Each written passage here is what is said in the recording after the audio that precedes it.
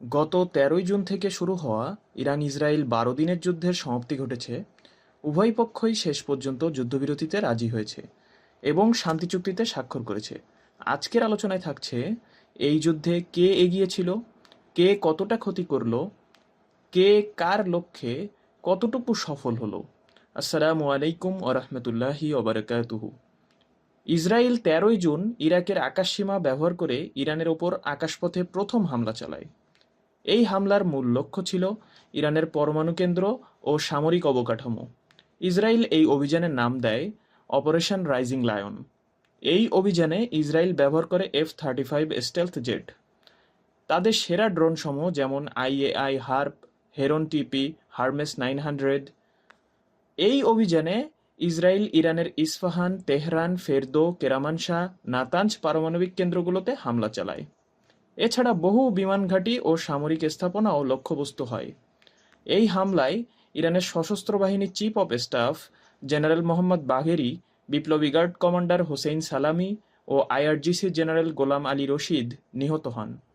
পরমাণু বিজ্ঞানীদের মধ্যে নিহত হন আব্দুল হামিদ মনুচেহের, ফেরিদুন আব্বাসি, মোহাম্মদ মেহেদি তেহরানচি এবং সাইয়েদ আমির হোসেন ফিখি।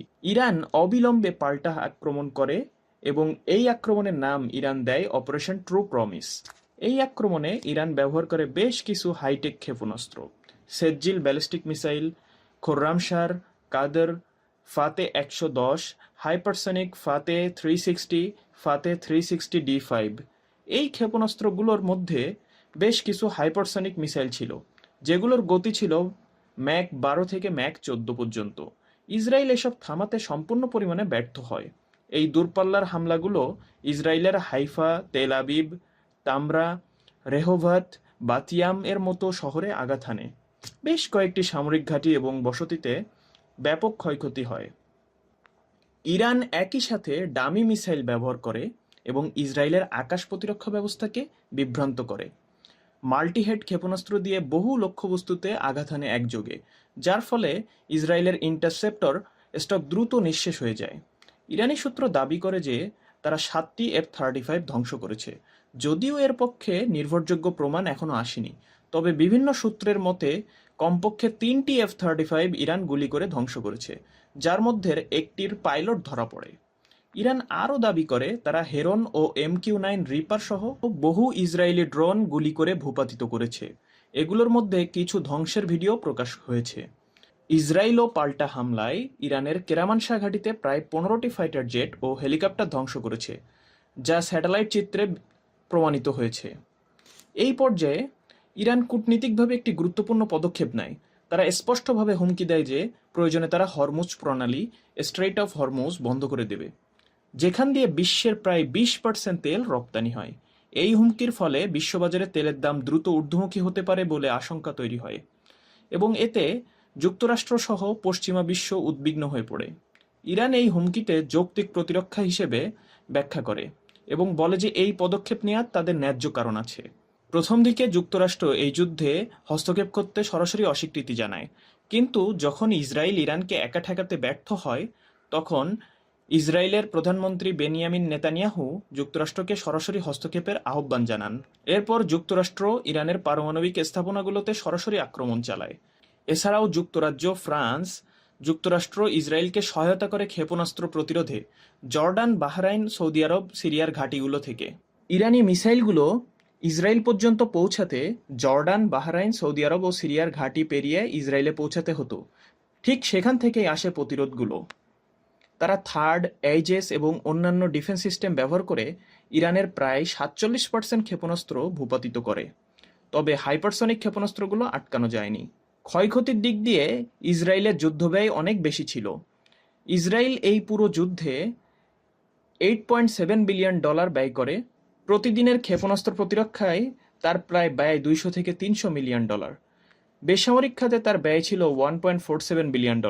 ইসরায়েল সূত্র দাবি করে এই যুদ্ধে 28 জন ইসরায়েলির প্রাণহানি ঘটে এবং আহতের সংখ্যা 3000+, এবং যুদ্ধ শেষে অনেক বসতি ধ্বংস হয়েছে। অন্যদিকে ইরানের 974 জনের মতো প্রাণহানি ঘটে, এর মধ্যে 14 জন পরমাণু বিজ্ঞানী, এবং ইরানি রিয়ালের মান 50% কমে গেছে, তেল রপ্তানিতে ইরানের $1 বিলিয়ন বেশি ক্ষতি হয় এবং মুদ্রাস্ফীতি ঘটে 43%। রাজধানী তেহরান থেকে 50 লাখের বেশি মানুষ বিভিন্ন শহরে চলে যায় এবং কেউ কেউ বেলুচিস্তান এবং রিজিয়ে বর্ডার দিয়ে পাকিস্তান এবং তুর্কিতে চলে যায়। ইরানের পররাষ্ট্রমন্ত্রী আব্বাস আরাকচি বলেন, আমাদের পারমাণবিক স্থাপনাগুলোর ওপর হামলার ফলে ইরানের ভবিষ্যৎ নীতিতে গভীর প্রভাব পড়বে, এটা অনিবার্য। ইরানের প্রেসিডেন্ট মেসুদ পেজেশকিয়ান বলেন, শত্রুরা ভেবেছিল ইরানের ভিত ভেঙে দেবে, কিন্তু ইরান আরও ঐক্যবদ্ধ হয়েছে।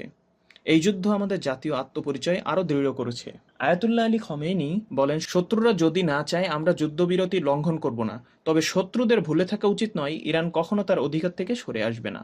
যুদ্ধ শেষ হয় ঠিক সেই মুহূর্তে যেই মুহূর্তে মার্কিন প্রেসিডেন্ট ডোনাল্ড ট্রাম্প যুদ্ধবিরতির সময়সীমা নির্ধারণ করেছিলেন। ট্রাম্প বলে, ইরান ও ইসরায়েল দুপক্ষই আমার কাছে এসে বলল শান্তি, আমি জানতাম এটাই সঠিক সময়, বিশ্ব এবং মধ্যপ্রাচ্যই আসল বিজয়ী। এবার আসি, এ যুদ্ধে কে এগিয়েছিল?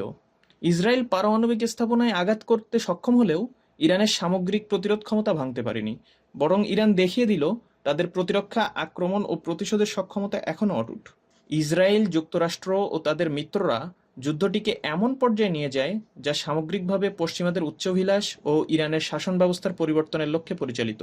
বিশেষ করে অপারেশন রাইজিং লায়নের পেছনে রেজা শাহ পাহলভির ছেলে ও নেতানিয়াহুর গোপন বৈঠকের প্রসঙ্গ উঠে আসে।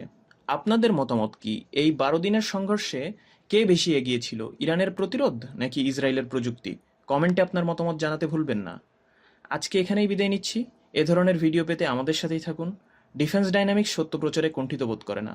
ভালো থাকুন, সুস্থ থাকুন, সত্যকে জানুন।